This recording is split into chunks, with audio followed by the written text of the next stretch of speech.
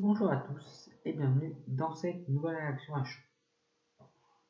Aujourd'hui, nous allons traiter de deux films. Deux films différents, mais qui en même temps nous rappellent que le cinéma, c'est avant tout l'art de l'image.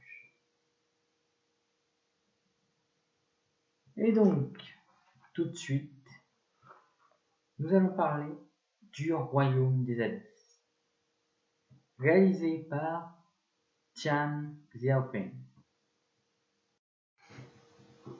Alors, le Royaume des Abysses,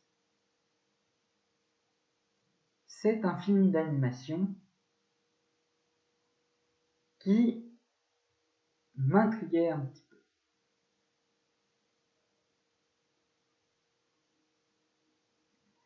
Il nous raconte l'histoire d'une jeune fille déprimée parce que, ayant perdu sa mère,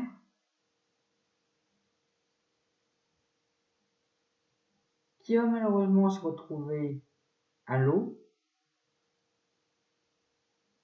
et va vivre une aventure dans un restaurant sous la mer, accompagnée d'un cuisinier un peu farfelu. C'est le mot juste.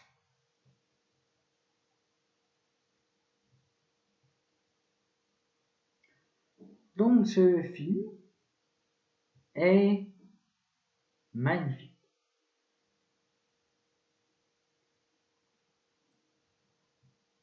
Que ce soit l'introduction qui est plus en photoréaliste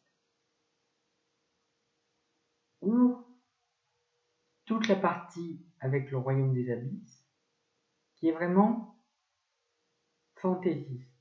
On a tout. C'est vraiment un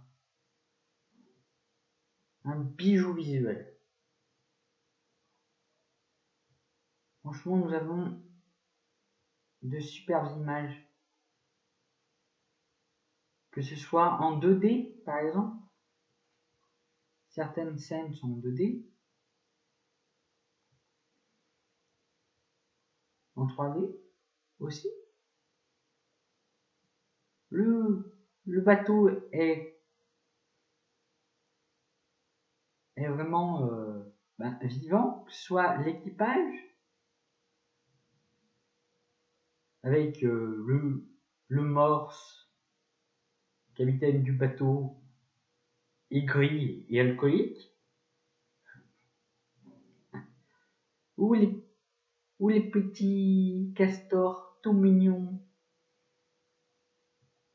qui font un peu office de castor ménager, on va dire, parce que ils aident à préparer la bouffe, font le ménage et voilà. Et ils s'ambiancent aussi un petit peu comme le roi des discos.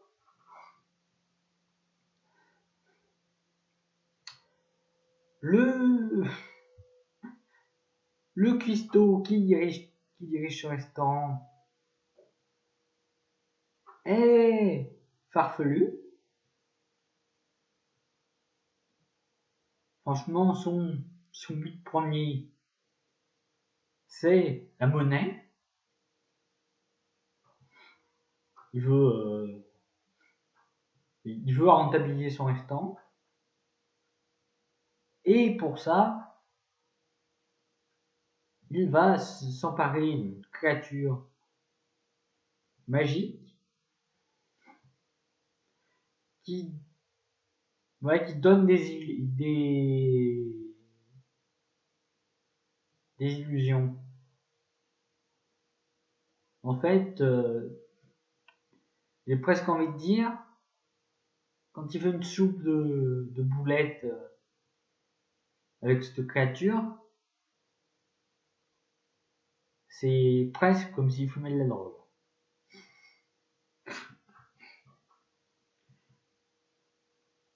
On a un moment où la jeune fille est complètement shootée et elle prend le cristaux pour sa mère. Ouais, c'est assez marrant. Mais on peut aussi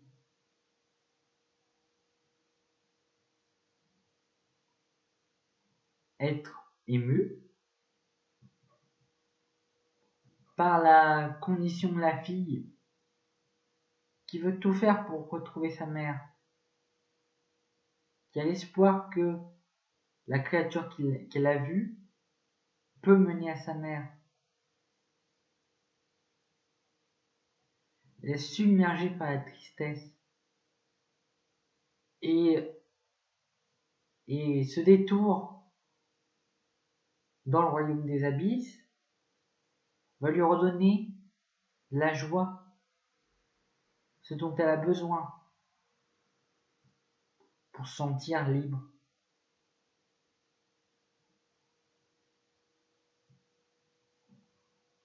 Franchement, l'idée du fantôme rouge qui se présente à chaque fois que la jeune fille est triste est vraiment intéressante. Et c'est là où je veux en venir. On n'a pas besoin de dialogue pour faire comprendre aux spectateurs ce qui se passe. Et on comprend dès l'introduction, mais aussi, et là, c'est ce qu'il y a de plus captivant, à la fin. Je ne spoilerai rien, mais cette fin est vraiment touchante.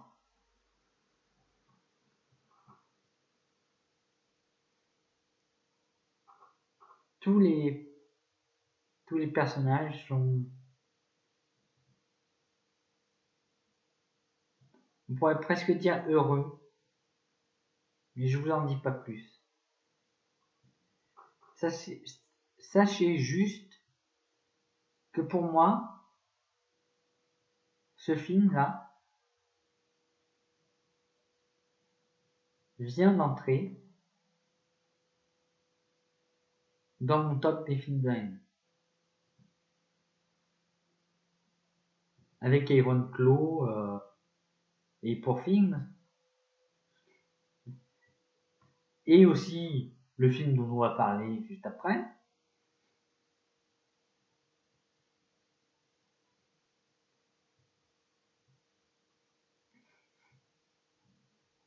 Mais voilà.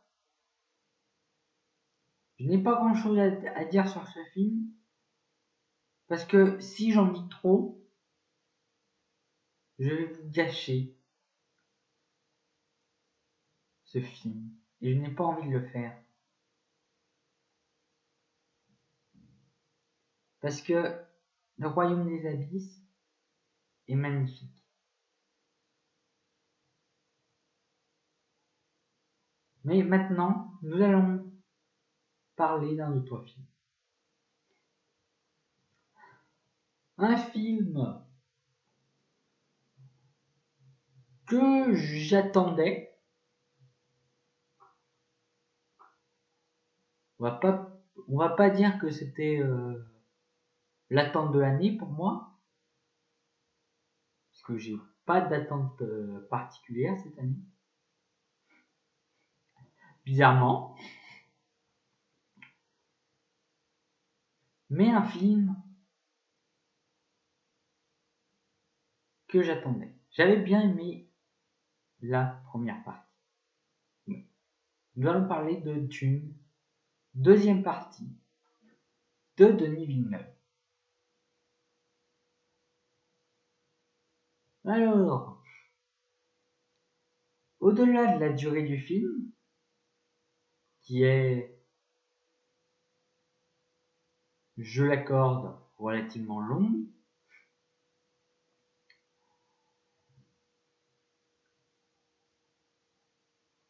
on peut parler de l'histoire. Donc, nous continuons à suivre Paul Atreides, qui s'est allié, entre guillemets, avec les Fremen pour combattre le baron Harkonnen, qui a massacré les Atreides lors du précédent film.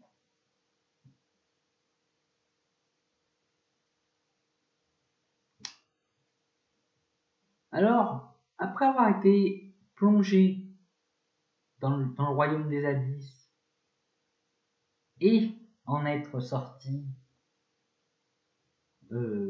bluffé et heureux, la première chose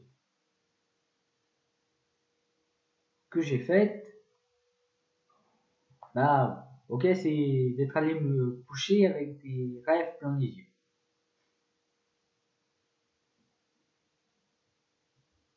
Mais j'avais aussi cette petite pensée.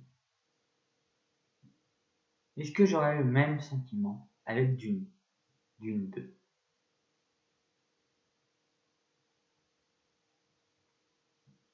Eh bien, oui. Oui.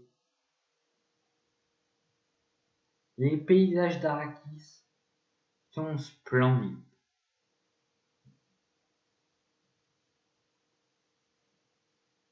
Franchement, encore une fois, nous n'avons rien à dire sur cela.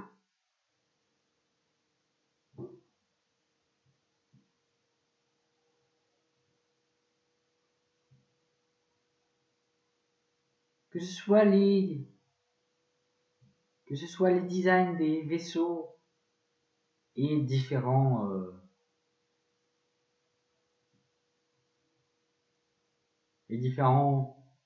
modules pour prendre les pistes,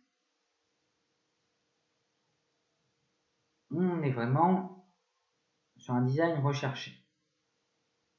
Bon, je me plaindrais, oui, on va dire, des tenues des soldats Harkonnen.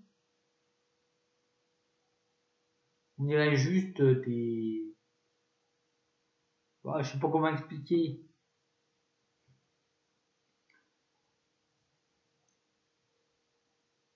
J'ai envie de dire juste des membres de l'AIM dans les comics Marvel, mais habillés en noir.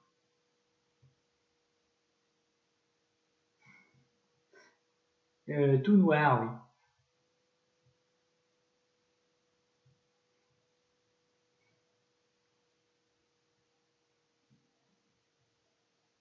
oui. Bien sûr, on va pouvoir parler des acteurs. Et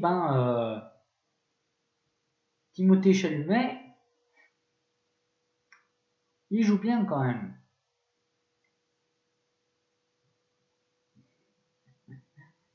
Et Zendaya aussi.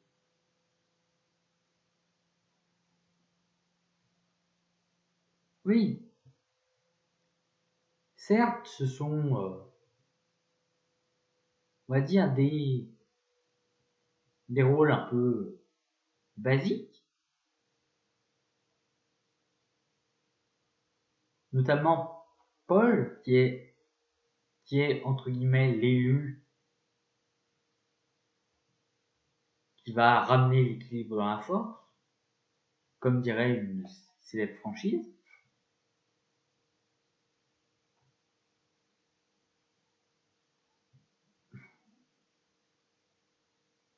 Mais qui est tiraillé par ses visions.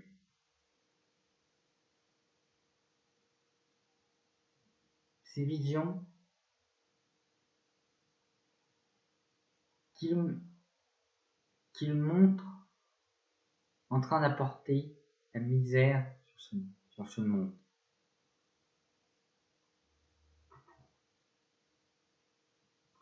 Et franchement, Chalamet est très bon en Paul Atreides, qui veut se faire une place parmi les Fremen, qui concilie en même temps sa noblesse avec son rôle de prophète et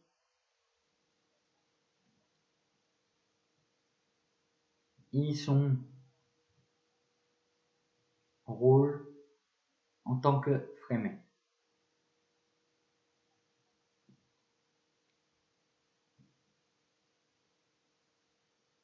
Nous avons aussi Zendaya qui est très bonne dans son rôle.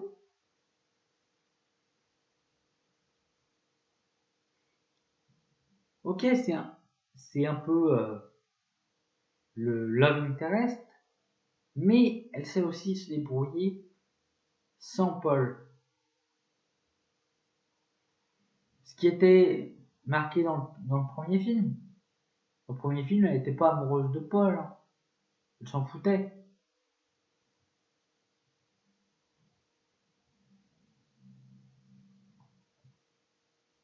Dans ce film, elle veut éviter que la religion et le fanatisme prennent trop de place et que son peuple se soumette à un idéal auquel elle ne croit pas. Et c'est vraiment très intéressant tout ça. Mais pour moi, on a quand même un nouveau venu dans ce volet que j'ai vraiment apprécié. Austin Butler dans le rôle de... je sais plus son nom. Oui, c'est chiant des fois les noms à retenir. Dans le rôle du second neveu du baron.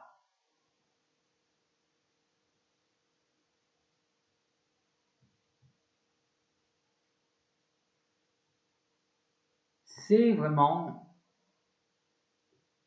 un personnage fou, sanguinaire,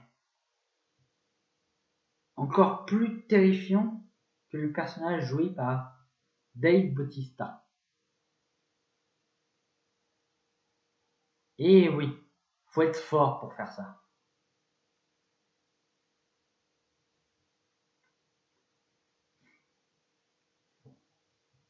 Il nous donne l'occasion de briller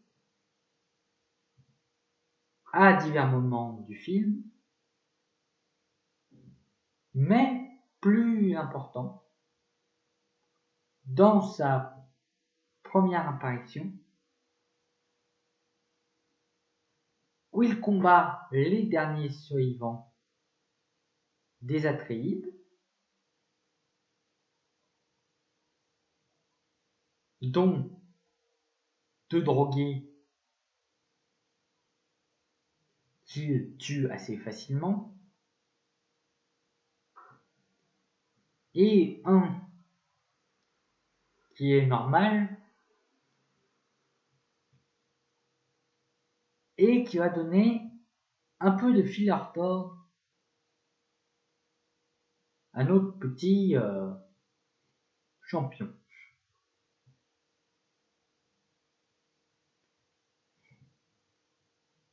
Bien sûr, cette séquence est entièrement en noir et blanc.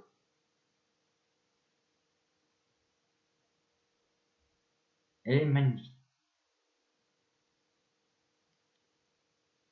On va dire comme toutes les séquences du film.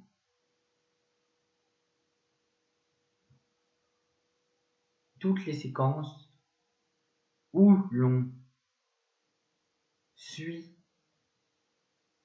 les divers personnages,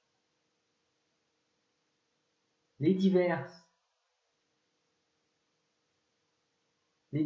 clans politiques qui se battent pour le contrôle d'Arrakis. Et franchement, la politique dans Dune,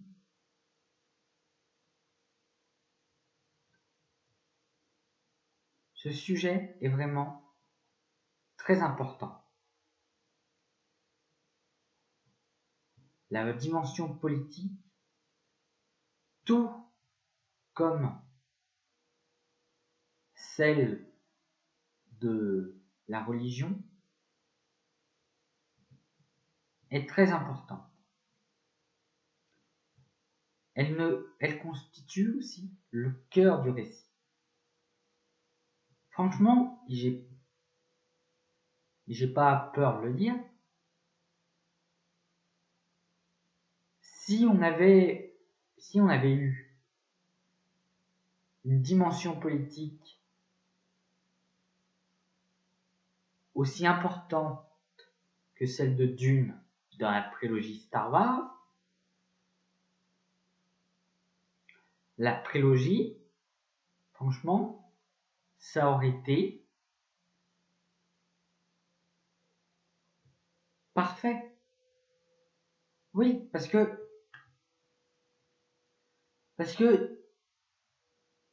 franchement, qu'est-ce qui est politique dans la prélogie Star Wars? À part 2-3 dialogues au Sénat et c'est ainsi que meurt la République sous un tonnerre d'applaudissements. Voilà. Alors que là, vraiment,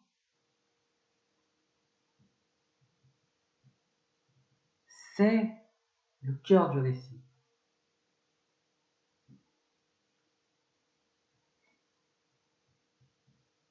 C'est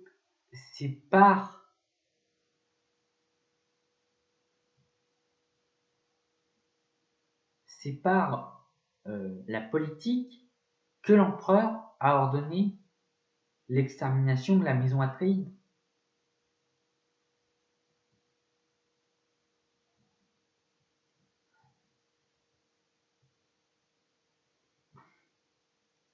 Les Harkonnen font chanter l'empereur sur ça.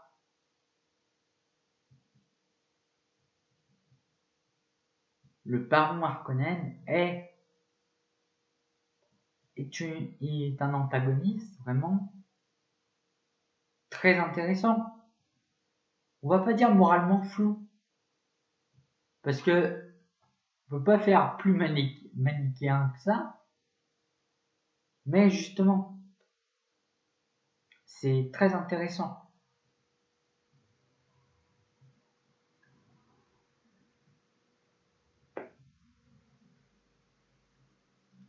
Franchement, d'une deuxième partie est l'accomplissement du premier film.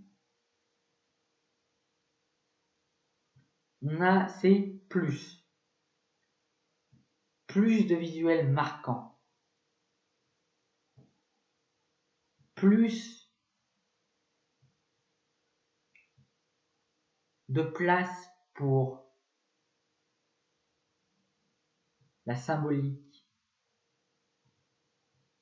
de l'image, plus de place pour la dimension politique et plus de place pour notre protagoniste.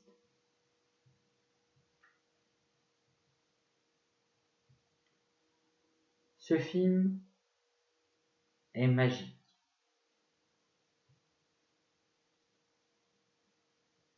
Il prend son temps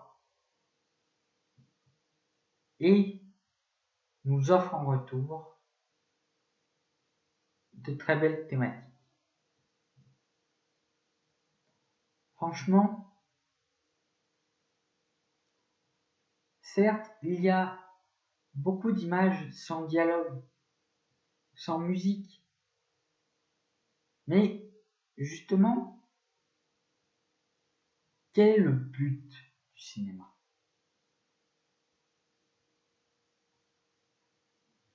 Nous faire rêver par les images.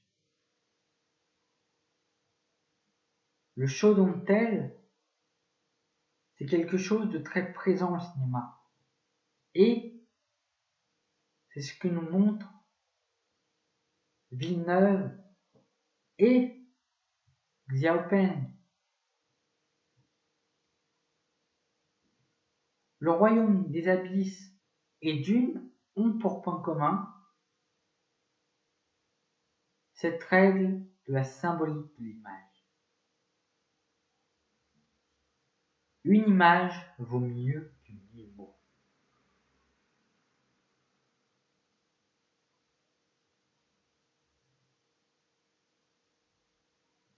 On peut comprendre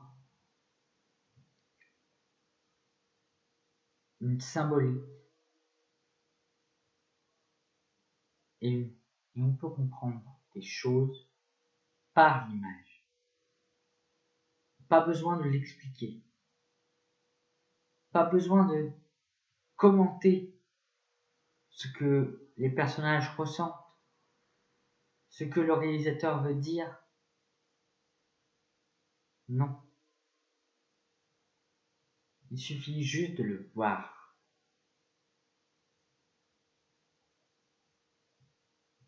En conclusion, ces deux films sont à voir absolument. Ce sont des films marquants, des films intelligents, des films qui font rêver. Et c'est ça qu'on veut dans le cinéma. On veut des films qui nous font rêver. On veut des films qui nous font s'éloigner de la réalité.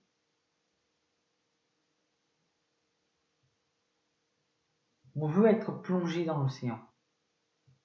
On veut être projeté sur une planète inconnue. Bref, c'est ça pour moi le cinéma. Sur ce, je vous dis à bientôt pour une prochaine vidéo. Au revoir.